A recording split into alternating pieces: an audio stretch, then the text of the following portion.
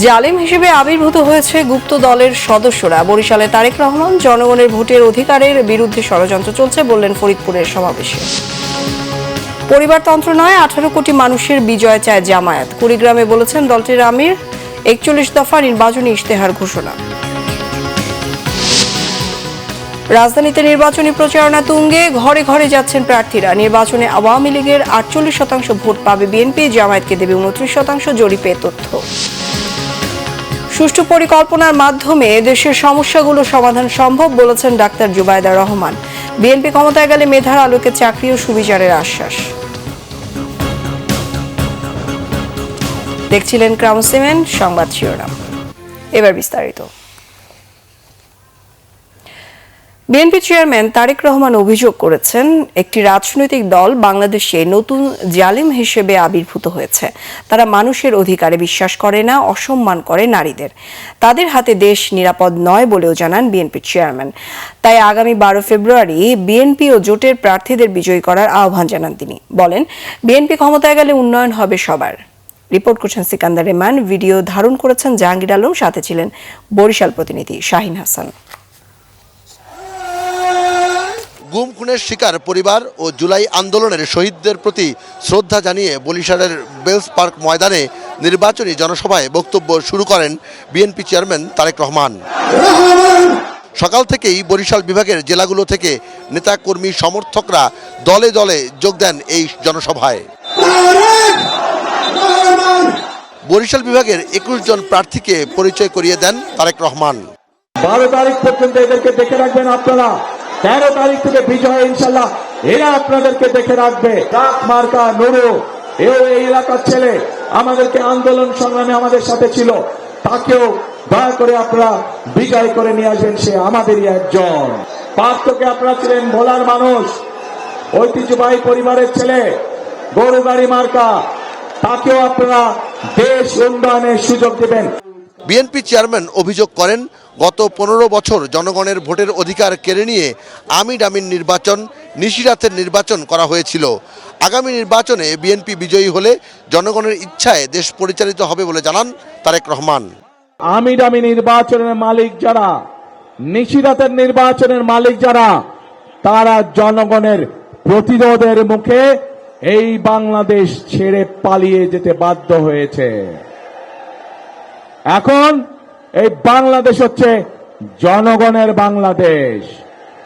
এখন এই বাংলাদেশ চলবে জনগণের রায়ের ভিত্তিতে, এবং এই জন্যই বাংলাদেশের মানুষ আগামী 12 তারিখে তাদের পছন্দসই প্রতিনিধি নির্বাচন করবে, যারা জনগণের ইচ্ছা মতন জনগণের কাছে জবাবদিহি করার মাধ্যমে ইনশাল্লাহ আগামী দিন দেশ পরিচালনা করবে। বিএনপি চেয়ারম্যান অভিযোগ করেন, একটি রাজনৈতিক দল জনগণ যাদের গুপ্ত হিসেবে চেনে, বাংলাদেশে তারা নতুন জালিম হিসেবে আবির্ভূত হয়েছে। বর্তমানে বাংলাদেশে এক নতুন জালেমের আবির্ভাব হয়েছে। এই গুপ্ত সংগঠনের ব্যক্তিরা নতুন জালেম রূপে আবির্ভূত হয়েছে বাংলাদেশের মানুষের কাছে, যারা বাংলাদেশের নারী সমাজকে অপমানজনক শব্দ করে। তাদের আরেক নেতা, যার বাড়ি কিনা কুমিল্লা জেলায়, সেই নেতা কিছুদিন আগে তাদের এক দলীয় সমাবেশে বলেছে তাদের কর্মীদেরকে যে 12 তারিখ পর্যন্ত আপনারা জনগণের পা ধরবেন, তারপরে বাকি পরবর্তী 5 বছর জনগণ আপনাদের পা ধরবে। প্রিয় ভাই বোনেরা, চিন্তা করুন, এই রকম কথা কে বলতে পারে যে 12 তারিখ পর্যন্ত তাদের নেতাকর্মীরা জনগণের পা ধরবে? তাহলে 12 তারিখের পর থেকে জনগণ তাদের পিছে পিছে ঘুরবে, জনগণ তাদের পা ধরবে। এই কথা থেকে প্রমাণিত হয় কি তাদের মেন্টালিটি, কোন পর্যায়ের মানুষ হলে তারা জনগণকে নিয়ে এরকম তুচ্ছ তাচ্ছিল্য কথা তারা বলতে পারে। যাদের মনে এই কথা এবং মনের কথাই বেরিয়ে এসছে তাদের বাস্তবে। কাজেই প্রিয় ভাই বোনেরা, এইসব গুপ্তদের বিরুদ্ধে আপনাদেরকে সতর্ক থাকতে হবে, সজাগ থাকতে হবে। যারা দেশের মানুষকে সম্মান করতে জানে না, যারা পরিকল্পনা করে রাখে যে 12 তারিখের পর থেকে তারা জনগণকে নাকে দড়ি দিয়ে ঘোরাবে, তাদেরকে উচিত শিক্ষা আপনাদেরকে দিতে হবে প্রিয় ভাই বোনেরা। বরিশাল বিভাগের সংকট ও সমাধানের পথ দেখিয়ে নির্বাচনী প্রতিশ্রুতি দেন তারেক রহমান। আমরা এলাকার উন্নয়নে বিভিন্ন সময় বিভিন্ন কাজ করেছি, কিন্তু আরো বহু কাজ করা বাকি। যেমন বরিশাল ভোলা ব্রিজ, এই কাজটি আমাদেরকে করতে হবে। এখানকার শেরে বাংলা মেডিকেল কলেজ, সেটিকে এলাকার মানুষের চিকিৎসার জন্য উন্নত করতে হবে। ভোলাতে মেডিকেল কলেজ, সেটির কাজে আমাদেরকে হাত দিতে হবে। সবচেয়ে বড় সমস্যা এই এলাকার নদী ভাঙন সমস্যা, মানুষের তাদের কবর ভেঙে যাচ্ছে, মসজিদ ভেঙে যাচ্ছে, বাপ দাদার ভিটে বাড়ি ভেঙে যাচ্ছে।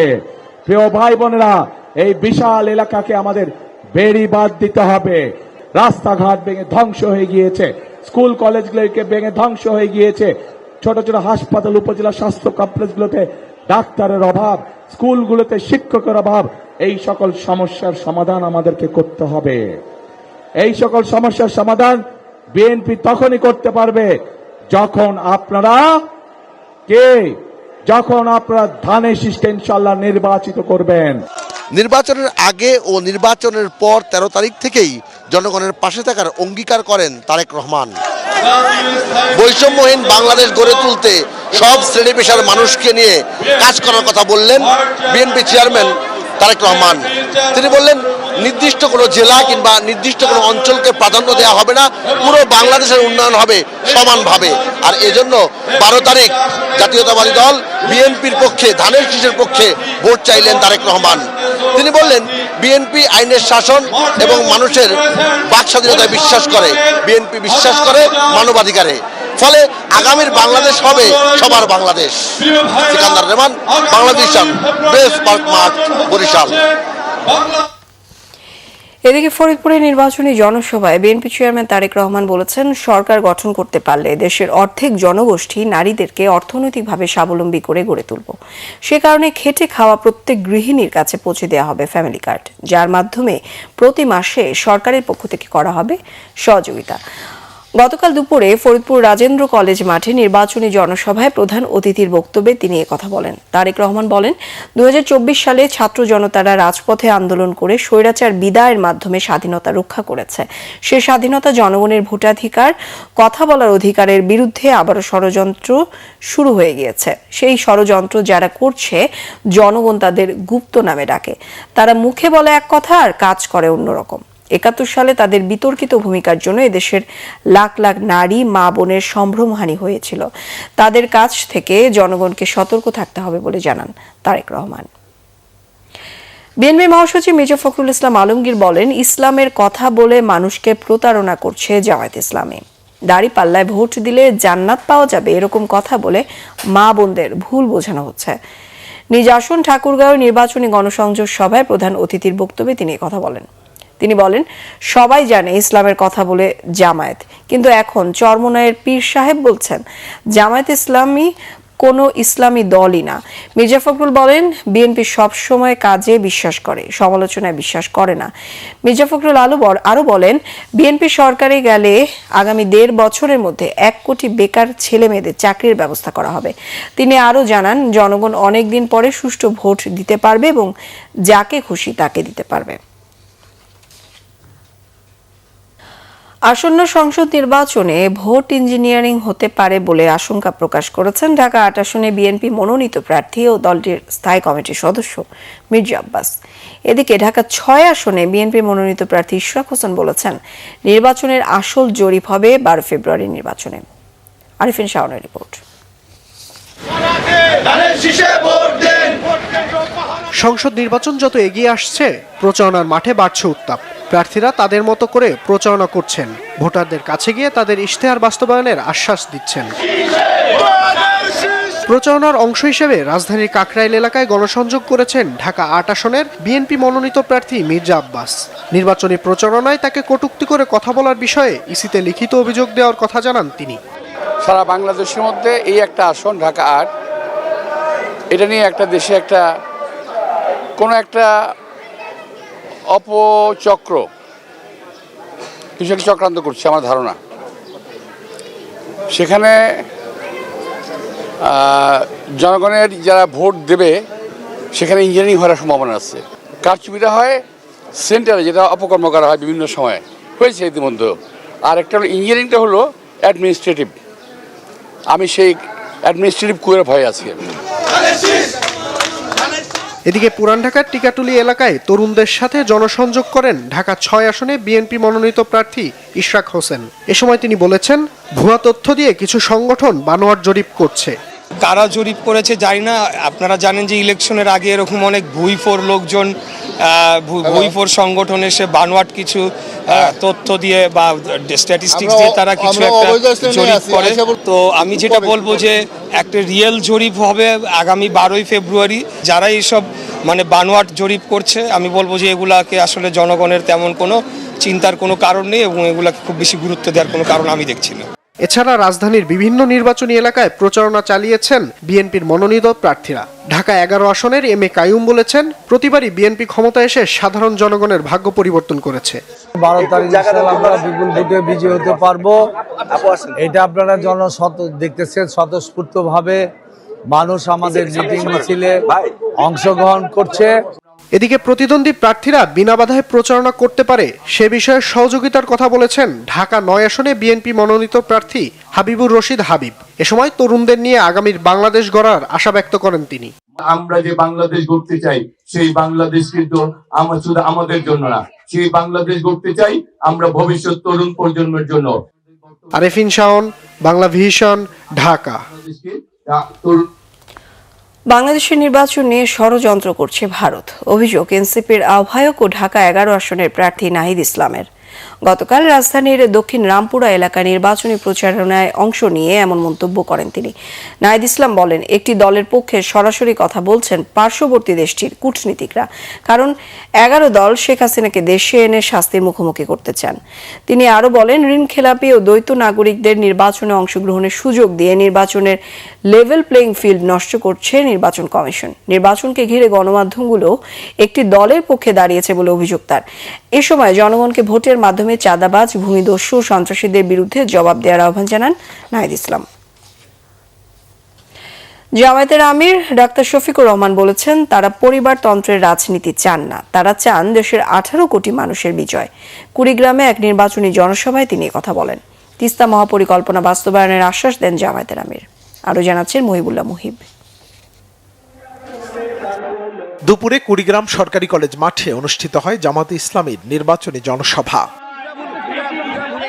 এ সময় জামায়াতের আমির ডাক্তার শফিকুর রহমান বলেন, জামাত ক্ষমতায় গেলে কুড়িগ্রাম সহ দেশের পিছিয়ে পড়া জেলাগুলোর উন্নয়নে কাজ করবে। উত্তর জনপদ কৃষি শিল্পের রাজধানীতে পরিণত হবে বলেও আশ্বাস দেন তিনি। সেইটার কথা দিয়ে যাচ্ছি, বাংলাদেশের সবচাইতে পিছিয়ে পড়া, সবচাইতে বঞ্চিত জেলার নাম হচ্ছে কুড়িগ্রাম। এই কুড়িগ্রাম থেকে আমাদের উন্নয়ন শুরু হবে ইনশাআল্লাহ।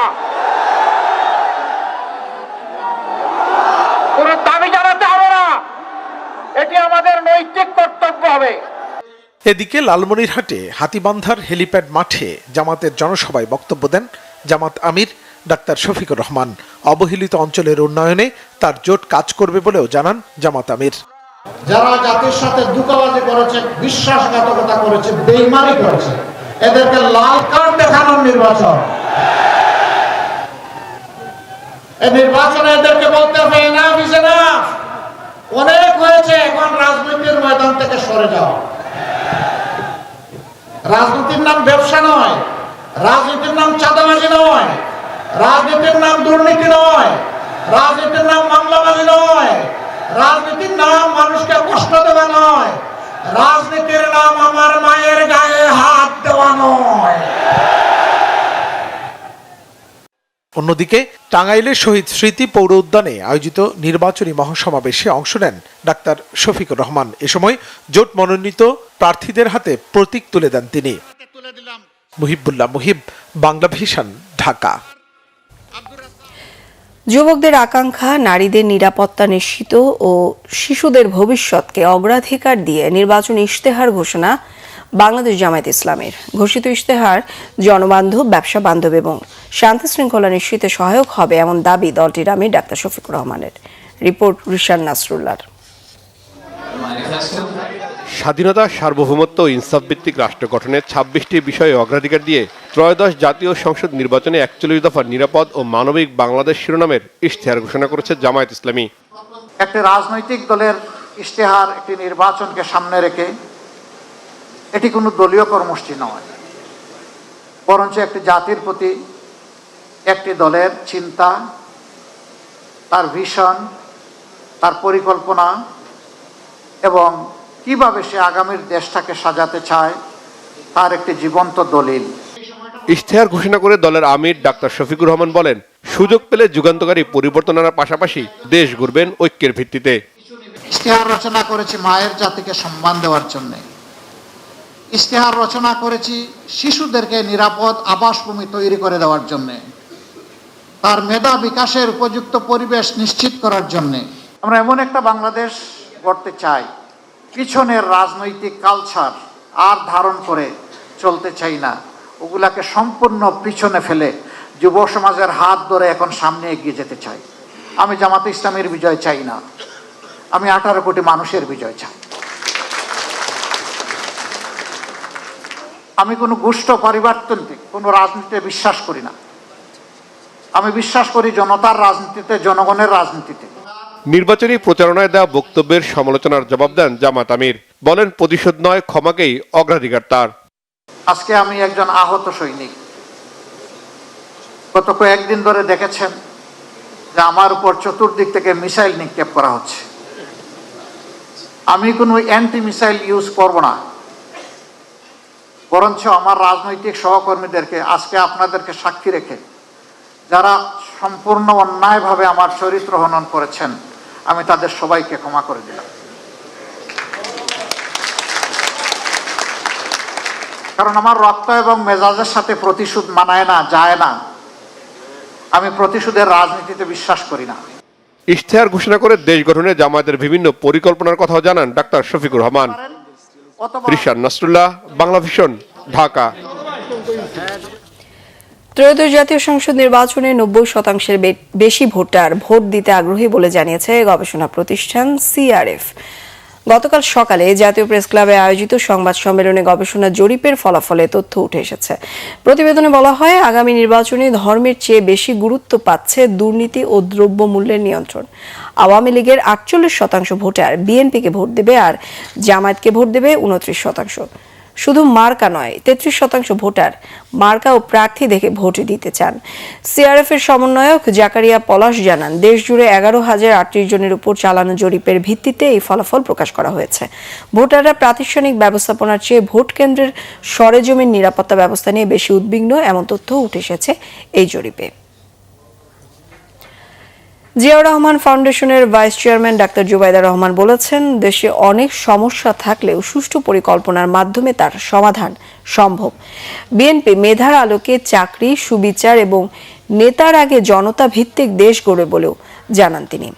আরও জানাচ্ছেন ইমরুল কায়েস। ঢাকা 17 আসনে শ্রমজীবী ও পেশাজীবী মানুষের সাথে ডাক্তার জুবাইদা রহমানের মতবিনিময়ের আয়োজন করে বিএনপি নির্বাচন পরিচালনা পেশাজীবী কমিটি। রাজধানীর হাতিরঝিলে আয়োজিত মতবিনিময় সভায় 17 আসনে বিভিন্ন বস্তিবাসী, গার্মেন্টস ও পরিবহন শ্রমিক সহ বিভিন্ন পেশাজীবীরা অংশ নেন। অনুষ্ঠানের শুরুতেই অংশগ্রহণকারী শ্রমজীবী মানুষের বিভিন্ন সমস্যার কথা শোনেন ডাক্তার জুবাইদা রহমান। বিএনপি প্রধানের সহধর্মিণীকে কাছে পেয়ে নিজেদের সমস্যার পাশাপাশি দাবি দেওয়ার কথাও তুলে ধরেন তারা। আমাদের এখানে রাস্তারও অনেক সমস্যা, পানির সমস্যা, গ্যাস তো নাই বললেই হয়, সবাই লাকড়ি বা গ্যাস থাকলেও ওরকম পাওয়া যায় না। তারপর হচ্ছে শিক্ষার্থীদের হচ্ছে বেশি সমস্যা, তারা এত কষ্ট করে পড়ালেখা করে কিন্তু তারা ওইরকম চাকরি বাকরি পায় না। করালের মানুষের মন কাদা মাটির মতো, তাদেরকে যেভাবে খুশি সেভাবেই তৈরি করা যেতে পারে। আমাদের চাওয়া এই অঞ্চলের মানুষদের নিয়ে এমন একটি সমাজ গঠন করা যেখানে থাকবে না দুর্নীতি, থাকবে না মাদক। আমরা গার্মেন্টস শ্রমিক সকলেই জানি যে বাংলাদেশ জাতীয়তাবাদী দল বিএনপি যদি আগামীতে ক্ষমতায় বসে এবং জয়যুক্ত হয়, আমাদের গার্মেন্টস শ্রমিকদের যে জীবনের মান উন্নয়ন কল্পে কাজ করবে, এটা আমরা আশাবাদী। অনুষ্ঠানে বিএনপি স্থায়ী কমিটির সদস্য ও নির্বাচন পরিচালনা কমিটির প্রধান নজরুল ইসলাম খান বলেন, শুক্রবারে বিএনপি ঘোষিত ইশতেহারে সব শ্রেণী পেশার মানুষের কথা থাকবে। যে যে সমস্যার কথা আপনারা বলেছেন, বাংলাদেশ জাতীয়তাবাদী দল জনাব তারেক রহমানের নেতৃত্বে আগামী পরশু যে নির্বাচনী ঘোষণা পেশ করতে যাচ্ছে, আপনারা দয়া করে পড়বেন সেটা। আপনারা যা যা চেয়েছেন তার চেয়েও বেশি বিএনপি আপনাদের জন্য করবে ইনশাআল্লাহ। প্রধান অতিথির বক্তব্যে ডাক্তার জুবাইদুর রহমান বলেন, বিএনপি ক্ষমতায় গেলে পরিকল্পিতভাবে দেশ গড়ে তুলবে। আমরা এমন একটি সমাজ, এমন একটি রাষ্ট্র উপহার দিতে চাই জনগণকে, যেখানে নেতার আগে জনতা, এবং সেই জন্য আমাদের সকলকে একসাথে কাজ করতে হবে। সমস্যাগুলো কিভাবে সুষ্ঠুভাবে সমাধান করে একটি সুন্দর সমতা ভিত্তিক, জ্ঞান ভিত্তিক, শ্রমের মর্যাদা ভিত্তিক রাষ্ট্র উপহার দেওয়া যায়। ধানের শীষে ভোট দিতে ঢাকা 17 আসনে ভোটারদের প্রতি আহ্বান জানান তিনি। সবার আগে বাংলা। ইমরুল কায়েস, বাংলা ভিশন, ঢাকা। রাজধানীর পুরান ঢাকার সূত্রাপুরে জামায়াতের এক সদস্যের বাড়িতে অভিযান চালিয়ে ক্রিকেট খেলার 152টি স্ট্যাম্প উদ্ধার করেছে আইন শৃঙ্খলা বাহিনীর সদস্যরা। স্থানীয় সূত্রের খবর পেয়ে বুধবার দিবাগত রাত 12:30টার দিকে সূত্রাপুর থানা পুলিশ 10তলা বাড়িটিতে অভিযান চালায়। 3 ঘন্টার বেশি সময় উদ্ধার অভিযানে বাড়ির নিচতলা ও উপরের একটি কক্ষ থেকে প্লাস্টিকের বস্তায় থাকা এসব স্ট্যাম্প জব্দ করা হয়। অভিযান প্রসঙ্গে নির্বাহী ম্যাজিস্ট্রেট জানান 152টি স্ট্যাম্প উদ্ধার করা হয়েছে। এই ব্যাপারে সতর্ক করা হয়েছে বাড়ির মালিককে। তবে কাউকে গ্রেফতার না করায় ক্ষোভ প্রকাশ করেন স্থানীয় বিএনপি নেতাকর্মীরা। 10তলায় ভবনটিতে কসমোপলিটন স্কুল অ্যান্ড কলেজের একটি ভোট কেন্দ্র। কর্মবিরতিতে স্থবির চট্টগ্রাম বন্দর। এরই মধ্যে প্রভাব পড়তে শুরু করেছে আমদানি রফতানিতে। বন্দরে বাড়ছে কন্টেইনারের চাপ। বন্দর সহ অফডকে সৃষ্টি হয়েছে কন্টেইনার জট। অচলাবস্থা দীর্ঘ হলে আসন্ন রমজানে নিত্যপণ্যের সরবরাহ ব্যবস্থা ভেঙে পড়তে পারে বলে আশঙ্কা সংশ্লিষ্টদের। চট্টগ্রাম থেকে শাহেদা পিয়ার রিপোর্টে বিস্তারিত। কর্মচঞ্চলহীন দেশের আমদানি রপ্তানির প্রাণকেন্দ্র চট্টগ্রাম বন্দর। নিউ মোরিং কন্টেইনার টার্মিনাল বিদেশি অপারেটরের কাছে ইজারা দেওয়ার প্রক্রিয়া বন্ধ না করায় কর্মবিরতিতে শ্রমিক কর্মচারীরা। প্রতিদিন যেখানে চট্টগ্রাম বন্দর থেকে 5 থেকে 6,000 একক কন্টেইনার ডেলিভারি হয়, সেখানে গেল 4 দিনে ডেলিভারি হয়েছে 4,000-এর কিছু বেশি। বন্দরে যে অচল অবস্থা সৃষ্টি হয়েছে তার প্রভাব পড়তে শুরু করেছে পুরো সরবরাহ ব্যবস্থায়। 2006 সালের পর থেকে এরকম একটা বিরূপ পরিস্থিতিতে কিন্তু চট্টগ্রাম বন্দর কিন্তু কখনো পড়ে নেই। বিশেষ করে আমাদের যারা আমদানি রপ্তানিকারক যারা আছেন তারা কিন্তু এখন একটা বিশাল ঝামেলার মধ্যে আছেন যে তাদের পণ্যগুলো তারা ওয়্যারহাউসে নিতে পারছেন না, তারপরে সেগুলোকে প্রোটেকশন করে আবার তাকে এক্সপোর্ট করতে হবে। এই যে বিড়ম্বনাগুলো, সেই বিড়ম্বনাগুলো কিন্তু ওদের জন্য এই যে বন্দরের যে কস্টিং, সেই কস্টিংয়ের সাথে কিন্তু এটা যোগ হয়ে যাচ্ছে। পাশাপাশি আমাদের যারা বিদেশি বায়ার আছে, বায়ারদের আপনার নানানভাবে কিন্তু এটাকে নেগেটিভ দৃষ্টিতে দেখে। আমাদের রপ্তানি পণ্যবাহী কন্টেনারের যে স্টক ছিল 8,000, এটা প্রায় 10,000 ছুঁই এখন। এবং এই কর্মসূচি যদি আরও দীর্ঘায়িত হয় তাহলে রপ্তানি পণ্যের স্টক কিন্তু 10 থেকে 15,000 টিউজে চলে যাবে। এবং এই বিশাল স্টকটাকে আমাদের রিলিজ করতে আমাদের 10 থেকে 15 দিন বা 3 সপ্তাহ লেগে যেতে পারে। বায়ারদের কাছে যে মেসেজটা যাচ্ছে চট্টগ্রাম বন্দরটা এই কার্যক্রম বন্ধ হিসেবে, সেটা কিন্তু আমাদের কারোর জন্য কিন্তু কোনো শুভকর মেসেজটা। সেজন্য সরকার নিজে উদ্যোগী হয়ে এটা খুব দ্রুততার সহিত এটা সমাধান করা অতীব জরুরি প্রয়োজন বলে মনে করি। এরই মধ্যে বন্দরে বাড়ছে কন্টেইনার চাপ। একই সাথে অফডকগুলোতে জমেছে আমদানি রপ্তানি পণ্যবাহী কন্টেইনার। বন্দরের অচলাবস্থা বহির্বিশ্বে নেতিবাচক বার্তা দিচ্ছে বলে সতর্ক করলেন বন্দর বিশেষজ্ঞরা। তবে দাবি আদায়ে অনড় আন্দোলনকারীরা। এবং এর বিরোধিতা যারা করছেন তারা কোনো না কোনোভাবে তাদের মধ্যে ভুল বোঝাবুঝি রয়েছে, যেটি বোঝানোর দায়িত্ব সরকারের, এবং সরকার তাদেরকে বুঝিয়ে এই পদ্ধতিতে দেশের উন্নয়ন, ব্যবসায়ীদের উন্নয়ন এবং এই বিষয়টিকে যত আধুনিকায়ন করা যায় ততই দেশের লাভ এবং ব্যবসায়ী সম্প্রদায়েরও লাভ। এই অচল অবস্থা দীর্ঘ হলে আসন্ন রমজানে নিত্যপণ্যের সরবরাহ ব্যবস্থা ভেঙে পড়তে পারে বলে মত সংশ্লিষ্টদের।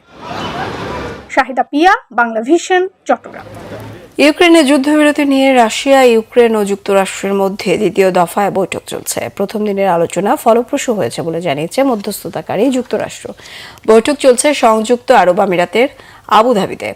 আলোচনাকে সফল দাবি করে মার্কিন পররাষ্ট্রমন্ত্রী মার্কো রুবিও জানিয়েছেন, ইউক্রেনের যুদ্ধবিরতি নিশ্চিত করতে যুক্তরাষ্ট্র প্রতিশ্রুতিবদ্ধ। একই প্রতিক্রিয়া জানিয়েছেন বৈঠকে অংশ নেওয়া ইউক্রেনের প্রতিনিধি রুস্তম উমেরভ। সামাজিক মাধ্যমের এক পোস্টে তিনি বলেন, সুনির্দিষ্ট কিছু বিষয় নিয়ে বাস্তবসম্মত আলোচনা হয়েছে। টানা প্রায় 3 বছর ধরে চলা যুদ্ধ বন্ধে দ্বিতীয় দিনের আলোচনা শেষ হবে আজ। ক্রিকেট প্রসঙ্গ।